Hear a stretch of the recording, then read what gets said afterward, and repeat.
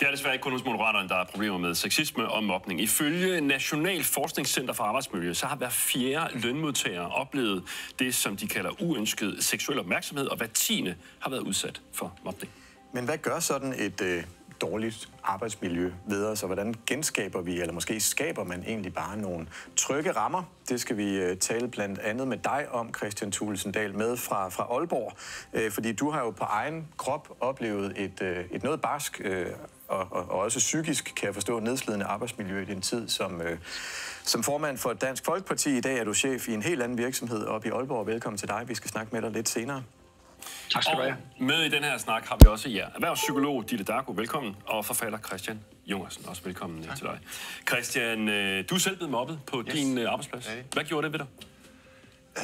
Jeg mistede alt selvtillid, simpelthen. Jeg var på en eller anden måde lammet. Jeg kunne ikke finde ud af at sige op. Jeg kunne ikke finde ud af, at jeg gik ned på en eller anden måde, som gjorde, at jeg blev fyret, simpelthen. Og jeg blev fyret. Det interessante er nu, at jeg er siden blevet forfatter, og har skrevet en række bøger og vundet det gyldne laurbær og solgt til 20 lande, og så men jeg blev faktisk fyret for ikke at kunne skrive. Ja, det er jo interessant, kan man sige, sådan i et organisationsperspektiv. Hvis man er organisationspsykolog, så ønsker man jo ikke medarbejdere, som faktisk godt kan noget, som stille og roligt holder op med at kunne det. Men og man kan med rette nu sige, så kan I lære det. Ja, fordi man må sige, du kan jo i den grad skrive. Altså, jeg sidder her med din bog Undtagelsen, udkommet på 20 sprog. Det er blevet til en film, det er en bestseller, og du har i den grad skrevet mange bøger, så det må man jo sige, at du har ret i. Så kan de lære det. Det her angiveligt rigtig dårlige arbejdsmiljø hos Moderaterne er jo, ifølge det man hører, på en eller anden måde initieret af ledende figurer i den her organisation. Hvad betyder det for, hvor svært det måske er at løse, at det angiveligt er cheferne, der står for den dårlige stemning? Ja, det vil jeg sige, kan jo godt gøre det endnu sværere og endnu mere alvorligt, når det sådan er en ledelse, det er galt med, vil jeg sige. Fordi det kan måske være nogle gange lidt nemmere, hvis man siger det meget strengt, at skille sig af med en medarbejder, men lidt mere svært at skille sig af med en ledelse nogle gange. Ja. Ja, vi vil som altid gerne høre fra dig derhjemme også, for har du oplevet mobning, sexisme eller andet dårligt arbejdsmiljø, eller hvis du har kommentar til det, vi taler om her, så er det en besked ind på den gode gamle 1212. Start din sms-besked med AS og et mellemrum, og husk meget gerne også at skrive dit navn. På den måde, så kan du være med til at præge den snak, vi har her i den kommende times tid. Og med det, hjertelig velkommen til Aftenshowet, hvor vi også i aften har stemt gitaren. Flere millioner fans ventede i kø for at købe billetter til Oasis comeback-turné. De to megafans, Sebastian og Sheila, fik 2 halvdårlige billetter. Prisen 8.000 kroner. Og det selvom billetterne stod til godt 900 kroner til at starte med. Men hvordan hænger det lige sammen? Og hvad er det egentlig, der får fans til at kaste så mange penge efter én koncert? Men vi begynder altså med det dårlige arbejdsmiljø hos partiet Moderaterne. Det er noget, der præger alt for mange arbejdspladser. Lige nu så er det jo altså partiet, der er blevet beskyldt for den her sexistiske kultur, der bliver talt om en form for tyrannisk ledelse. Men det her det er et problem, der eksisterer i hele landet og inden for stort set alle fag. Spørgsmålet er så, hvordan man løser de her problemer, og det er jo derfor, at vi er rigtig glade for, Ditte, at du er med os i aften, for at vi kan prøve at få sat ord på, hvordan man egentlig kan gøre noget ved det her. Men først dig, Christian, du fortalte lidt om lige før, hvad det gjorde ved dig, den mobning, som du var udsat for. Men hvis du lige spoler tiden 25 år tilbage, hvad var det så, der skete? Altså, hvad var det, du blev udsat for? Altså lidt af de ting, som man kan genfortælle. Som for eksempel, at de andre medarbejdere, de røg cigaretter, og havde derfor en cigaretpause, så jeg passer telefonen imens, og så alle de andre har haft pause sammen. Så holder de alle sammen op med at ryge samtidig, men de skal jo ikke miste deres pause af den grund, så alle de andre holder pauser uden mig, for eksempel. Det er jo nogle ting, man kan fortælle. Det virker da ikke helt rimeligt, at det altid er mig, som ikke er med til pausen med alle de andre. Sådan en ting, jeg har i bogen, jeg har jo citeret meget i bogen, altså jeg skulle sidde i meget kontor, de andre havde fælles kontor, så de kunne sidde og snakke og lære hinanden at kende og blive venner og tale fagligt, og så kom jeg pludselig dummende ind til frokostpausen og aner ikke noget om noget som helst, så bliver det ligesom dummere for hver dag, der går på en eller anden måde. Men det, som var det hårde, det er det, man ikke rigtig kan fortælle andre. Det er den der følelse af, at der er ingen, der kigger på en, der er ingen, der svarer en med mere end enstavelsesord, så man stille og roligt i løbet af nogle måneder, bare stille og roligt, ligesom føler man bliver et spøgelse. Og det er svært at dele med andre. Hvad er det, der sker der? Hvordan kan du sige, folk taler ikke nok til mig, det kigger ikke nok til mig. Så får man da virkelig at vide, men det er det i hvert fald ikke. Men det er det værste, synes jeg. Og det, som du beskriver der, Christian, det kan man vel egentlig kalde voksenmobning. Og jeg tænker, at vi alle sammen har en idé om, hvad mobning blandt børn går ud på. Men hvad er det, udover det, som Christian beskriver her, egentlig man forbinder med voksenmobning? Altså jeg vil sige, at mobning dækker over ret mange forskellige former for adfærd, men jeg synes jo, som Christian ret fint beskriver, den her sociale eksklusion. Og det kan både være fra et socialt fællesskab, det kunne også være fra et fagligt fællesskab. Man kan sige, at mobning kunne også dække over det her med at blive råbt af, blive truet, blive latterliggjort, blive kritiseret i forhold til, hvordan du lever dit privatliv, din seksualitet osv. Der kunne være alle mulige forskellige ting der, og også det her med jo i sin fritid for eksempel, at modtage nogle ubehagelige beskeder fra en kollega eller andre. Og hvilken betydning har det? Altså, hvad gør det ved os? Jamen, det påvirker os jo dybt, og nogle gange utrolig alvorligt. Der er også lavet meget forskning, der viser det her med, at vi både bliver påvirket fysisk, psykisk og socialt. Og rent faktisk, så kan man også se, at folk, der i lang tid har været udsat for mobning, de er mere trætte, mere udmattede, de har større risiko for at blive ramt af alvorlige psykiske lidelser, som angst og depression. Og man kan også sige, jamen, måske de første tegn, man selv kan begynde at lægge mærke til, hvis man bliver udsat for de her ting, er det fysiske med for eksempel at begynde at sove dårligere, blive dårligere til at huske. De psykiske ting kunne være sådan noget med at blive mere irritabel eller grådlabil, og også det her med for eksempel at få lyst til at trække sig fra det sociale fællesskab. Så det kan sådan komme til udtryk på mange måder, men jo i hvert fald kan man sige en belastningsreaktion. Er det en liste, du kan genkende, Christian? Nej, jeg synes ikke, at jeg var så... Altså, jeg var ikke så langt ude, føler jeg selv, når jeg tænker tilbage. Men jeg kan jo se, jeg mistede jo selvtilliden. Jeg kunne ikke finde ud af at søge væk. Jeg tænkte jo selv, at jeg er nok ret dum og ikke særlig rar at være sammen med. Og det er jo ikke så godt.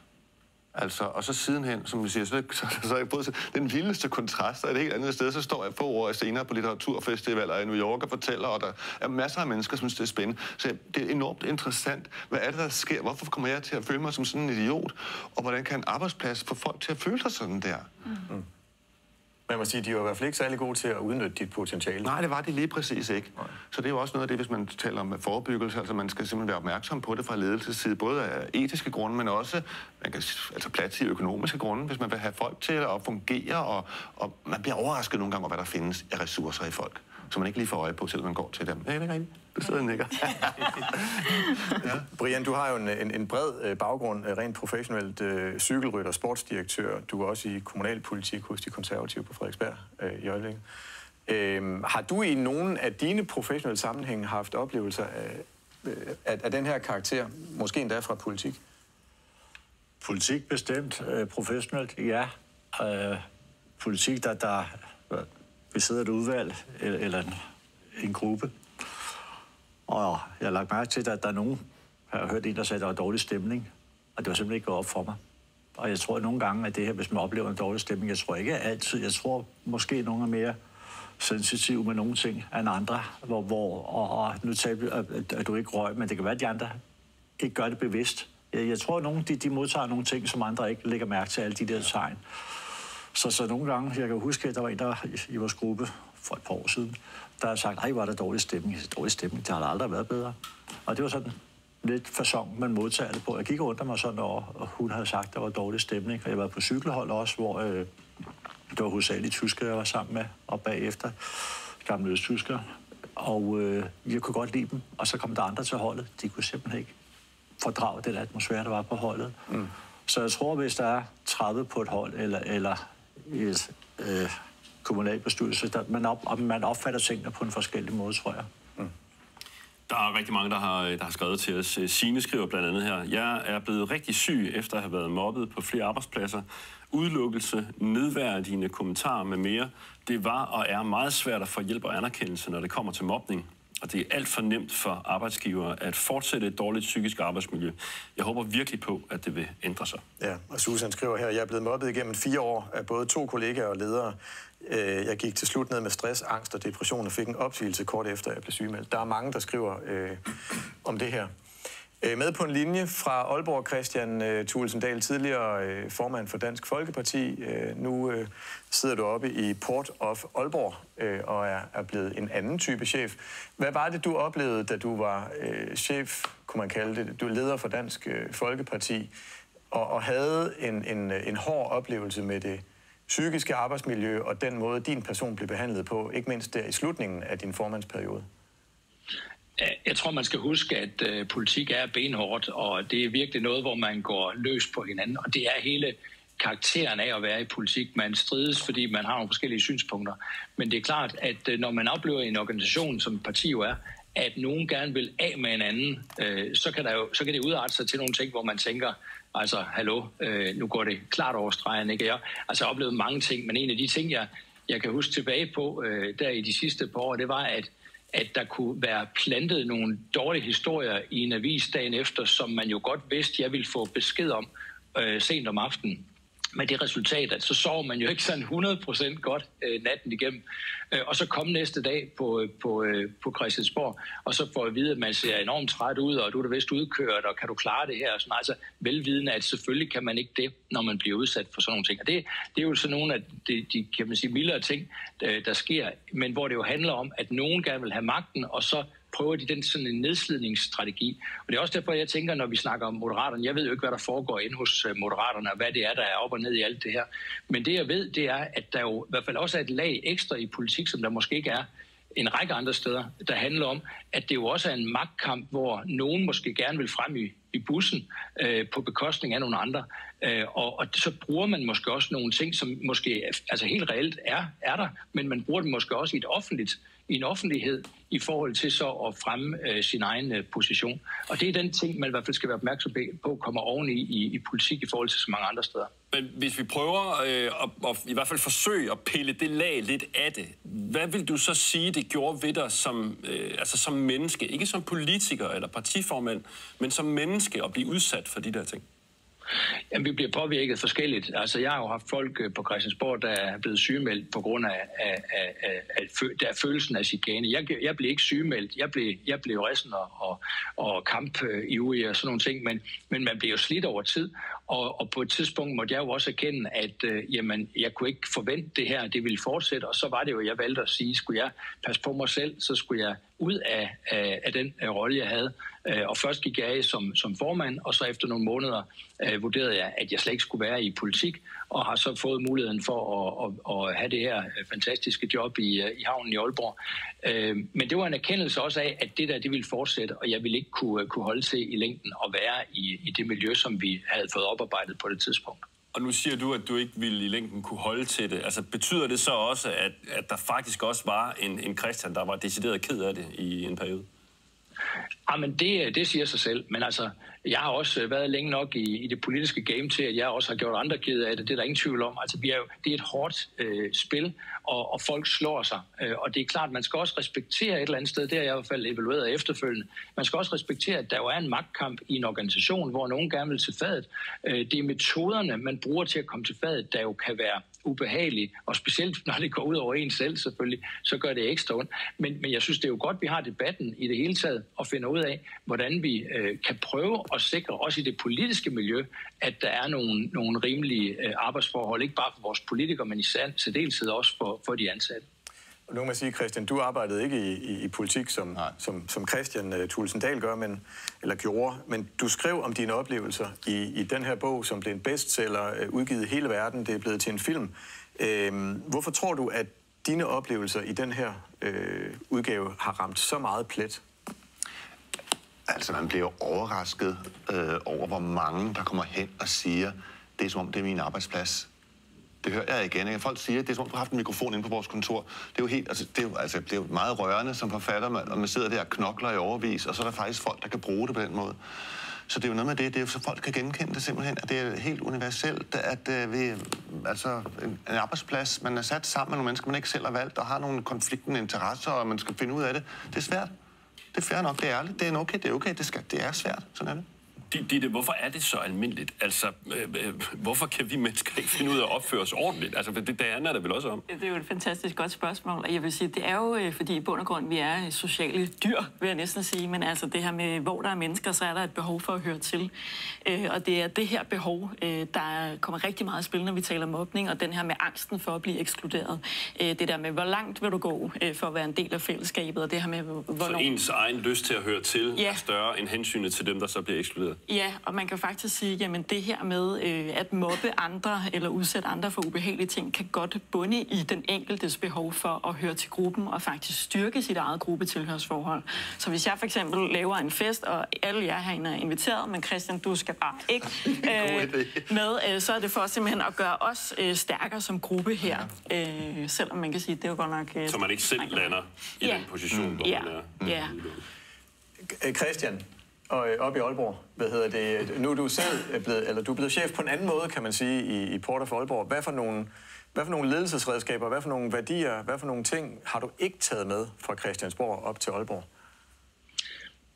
Det er det der med, at politik er et nulsumsspil. Altså, at det handler om, ofte i politik handler det jo om at finde fejl hos modstanderen. Fordi kan man gøre modstanderen i citationstegn ringere, så kan man jo relativt set selv blive stærkere.